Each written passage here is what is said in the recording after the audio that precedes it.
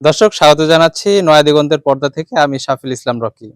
গত ২১শে এপ্রিল নয়া দিগন্তে আপনারা একটি মানবতার নিউজ দেখেছিলেন। যে নিউজে আমি দেখানোর চেষ্টা করেছি একটি পরিবারের একজন অসহায় মা তার মেয়ের চিকিৎসার জন্য যে আর্তনাদ, সেই আর্তনাদের ভিডিওটি আপনারা ইতিমধ্যেই দেখেছেন এবং সেই সংবাদটি নয়া দিগন্তে প্রচার হয়েছে।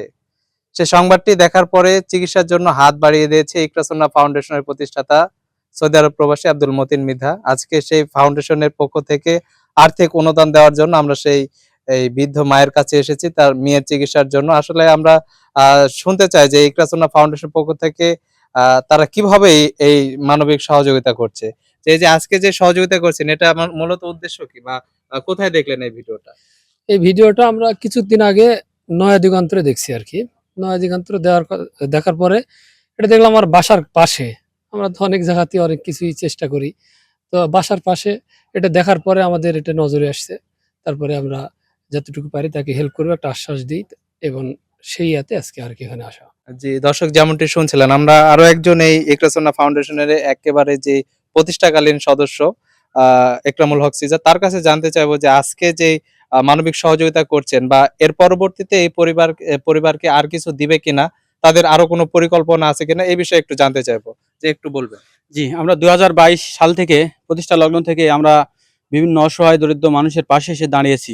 গত কিছুদিন আগে আমরা মহাদেবপুরে এক অসহায় দরিদ্র পরিবারকে সহায়তা করেছি এবং বাগমারাতে করেছি এবং প্রত্যেকটা বিভিন্ন এলাকায় আমরা নিউজের মাধ্যমে বা বিভিন্ন খবরের মাধ্যমে জানতে পেরে আমরা সেই দরিদ্র পরিবারকে সহায়তা করে আসছি।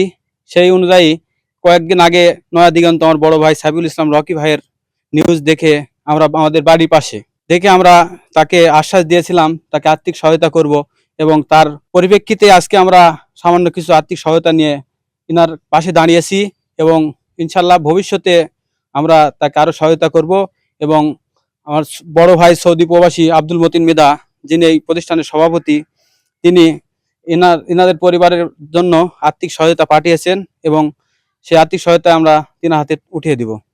জি, ধন্যবাদ আপনাকে। দর্শক যেমনটি শুনছিলেন যে মূলত নয়া দিগন্ত সহ বিভিন্ন সংবাদ মাধ্যমে কিন্তু এই যে দরিদ্র পরিবারের যে গল্পটি চিকিৎসার বা আর্থিক সংকটের কারণে চিকিৎসা করাতে পারছে না।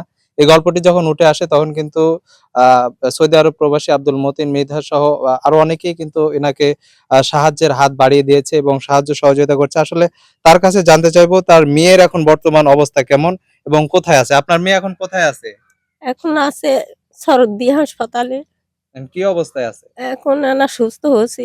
খুব ব্যথা আসলো, ওই ব্যথা আর নাই কো এখন ডাক্তারি করতে ওই পাথর এলোমেলো হয়ে গেছে। অপারেশন না করলে লাই ডায়াবেটিস বেশি তো ওই জন্যে তাহলে শনিবারের দিকে দেখা যাক একদিনই করা যায় নাকি এ কথা কইছে। অপারেশনের কত টাকা চাইছে?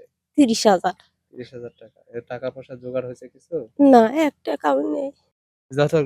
দর্শক যেমনটি শুনছিলেন আসলে একটি ৩০,০০০ টাকা হয়তো আমাদের কাছে বা অনেকের কাছে কোনো টাকাই নয়। কিন্তু একটি পরিবারের কাছে যখন নুন আনতে পান্তা ফুরায় এমতো অবস্থায় তার কাছে কিন্তু ৩০,০০০ টাকা ৩০ লক্ষ টাকার চাইতেও অধিক মূল্য। যেমনটি শুনছিলেন আর অল্প কিছুদিন পরে কিন্তু আ অপারেশন করতে হবে। তার জন্য বৃহত্তর একটি অর্থের প্রয়োজন।